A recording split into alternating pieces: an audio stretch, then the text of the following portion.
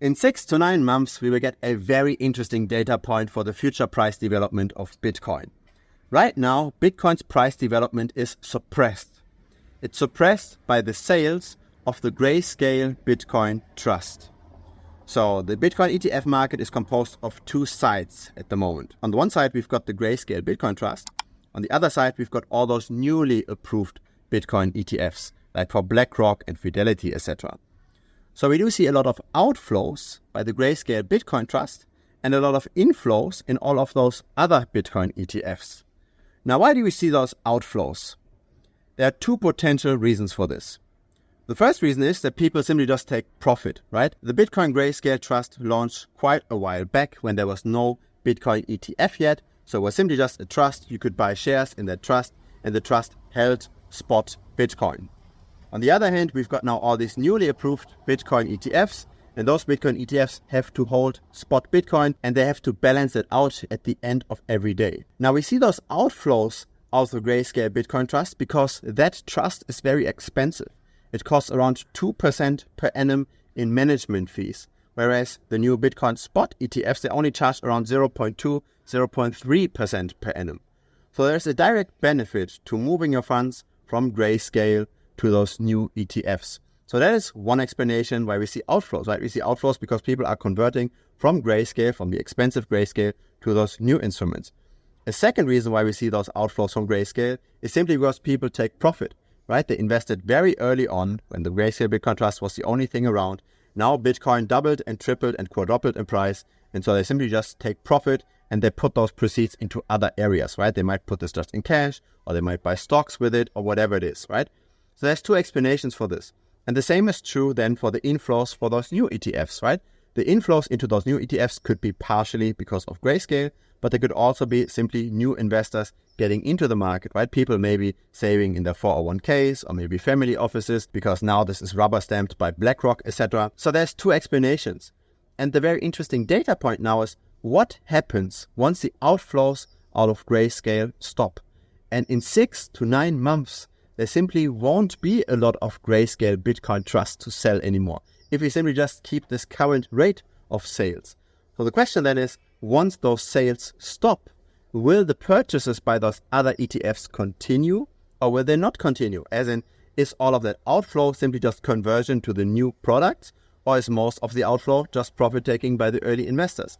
If the second is the case, and we would simply not see any more profit taking, but at the same time we see a lot of purchases by those new ETFs, then the Bitcoin price of course can go through the roof.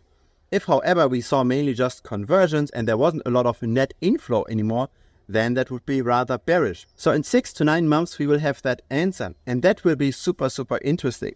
If we actually see continued adoption by those new ETFs and the outflows out of Grayscale stop. And right now, this offsetting effect is very, very strong. If we don't see the future purchases being offset anymore by the Grayscale Bitcoin Trust, then I believe, according to my numbers, that Bitcoin could easily double, maybe even triple every year going forward, if of course the demand grows as quickly as the price. Because that's the thing, right? The inflows are simply US dollars, but if the price now doubles of Bitcoin, then the US dollar inflows also have to double in order for the price to continue to grow at that rate. But that's what I believe could happen if, of course, the current outflows will stop and the inflows into those other ETFs continue at their current pace. Now, those are very big ifs, right? And probably the inflows in the new ETFs are a mix of Grayscale conversions and of new investors. So there won't be a clean 2 to 3x every year.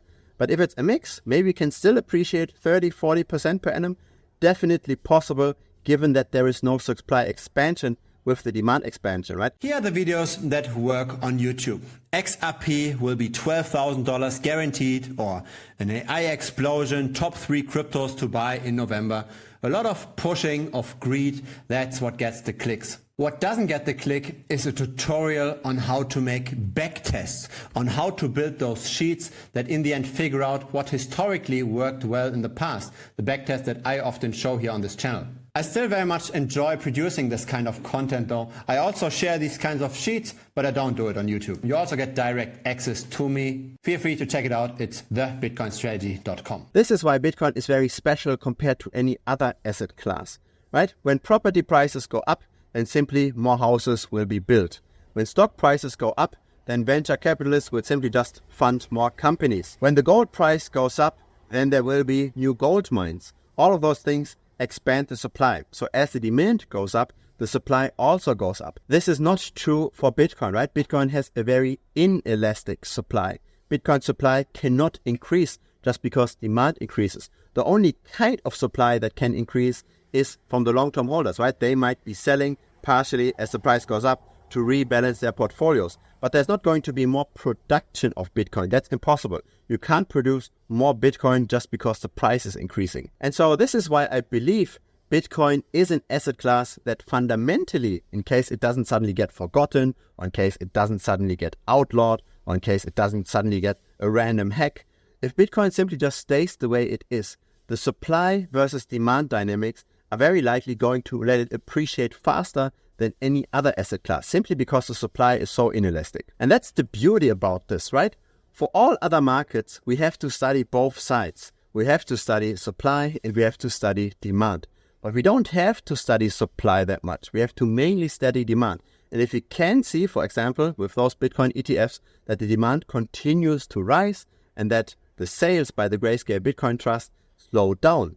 Once we see that, and at the same time we don't see massive sales by the long-term holders, then the price only knows one direction, right? How could the price then go down? What's also nice about Bitcoin, at least I like this, is that it is pretty volatile, as in it tends to crash from the all-time high by 60, 70, sometimes even 80%. Now, a lot of people don't like this, right? Because more volatility means more risk.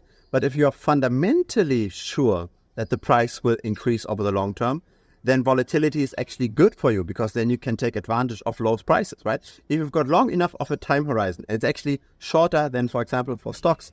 If your time horizon is long enough, it's say 5 to 10 years, then you can stomach the volatility, and then the volatility is even good for you. You get the opportunity to buy low. When you're buying stocks, your time horizon actually has to be longer. For Bitcoin, it's almost impossible to be in the negatives if you hold it for at least 5 years. For stocks, that's very much possible. Stocks might not crash by 80%, but the recovery also takes much, much longer. The Bitcoin price movements are more erratic, they are more extreme, but also the recoveries are faster. So we're simply just accelerating the cycles. Stocks might only crash 30, 40%, but for stocks, you also might have to wait 10 or 20 years for the full recovery. That's not true for Bitcoin right now, because still the adoption of Bitcoin is very, very fast. And so this is why I believe Bitcoin is a nice savings vehicle despite the volatility. If your saving has long enough of a time horizon, and if that's beyond 5 years, then it is relatively safe to also at least contribute some of your wealth to Bitcoin. The most straightforward way is, of course, to dollar cost average, so simply just ride out those waves and to continue buying at the bottom.